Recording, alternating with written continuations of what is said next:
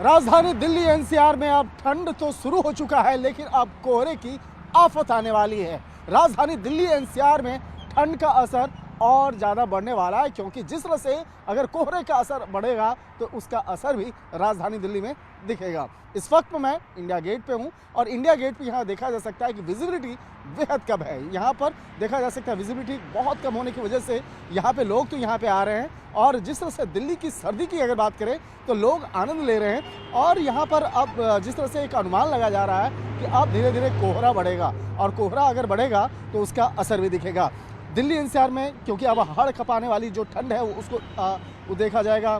शीत लहर के चपेट में उत्तर भारत और पहाड़ों पर भी बर्फबारी जारी है। जिस तरह से पहाड़ों में एक बार फिर से बारिश का दौर शुरू हुआ है, दो नए पश्चिमी विक्षोभ के कारण नए साल में पूरे सप्ताह बर्फबारी होने का अनुमान है, जिसका असर दिल्ली एनसीआर में भी देखने को मिल सकता है।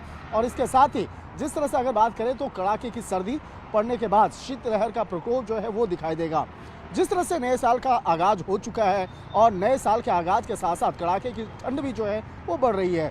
दिल्ली समेत पूरे उत्तर भारत में सिरन वाली सर्दी जो है वो पड़ रही है। दिल्ली, यूपी, राजस्थान, हरियाणा, पंजाब, बिहार, झारखंड समेत कई अलग अलग राज्यों में अगर बात करें तो वहाँ पर एक ठंड का अच्छा खासा असर देखने को मिल रहा है। ये जो आप विजुअल्स देख रहे हैं ये इंडिया गेट का देख रहे हैं। जब सुबह सुबह यहाँ पर काफ़ी युवा यहाँ पे पहुँचे हैं। एक तरफ देखा जाए राजपथ पर यहाँ पर तैयारी भी चल रही है 26 जनवरी को लेकर, तो दूसरी तरफ देखा जाए कि युवा यहाँ पर आनंद ले रहे हैं।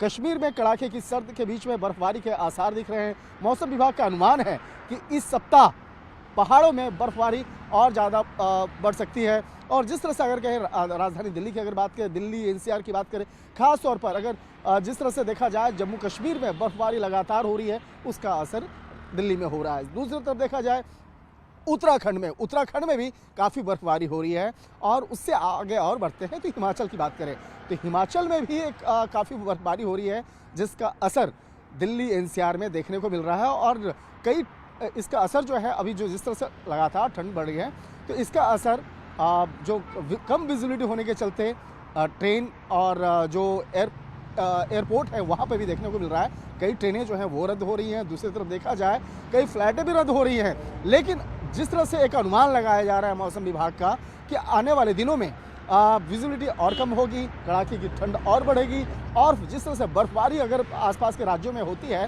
तो उसका एक अच्छा खासा असर देखने को पड़ेगा, जिसका एक अच्छा खासा असर एयरपोर्ट और रेलवे सेक्टर भी पड़ सकता है। और ख़ास तौर पर इसके लिए अब जो पुलिस जो है, पुलिस प्रशासन अलग अलग जो है एक निर्देश जो भी वो जारी कर रहा है कि सड़क पर चलते वक्त में जो विजिबिलिटी को ध्यान में रखते हुए गाड़ी चलाएं। और आने वाले दिनों में जिस तरह से कहा जा रहा है कि कड़ाके की ठंड के साथ साथ कोहरे का असर होने वाला, कोहरे का सितम होने वाला है, तो निश्चित तौर पे उसका अच्छा खासा असर देखने को मिलेगा।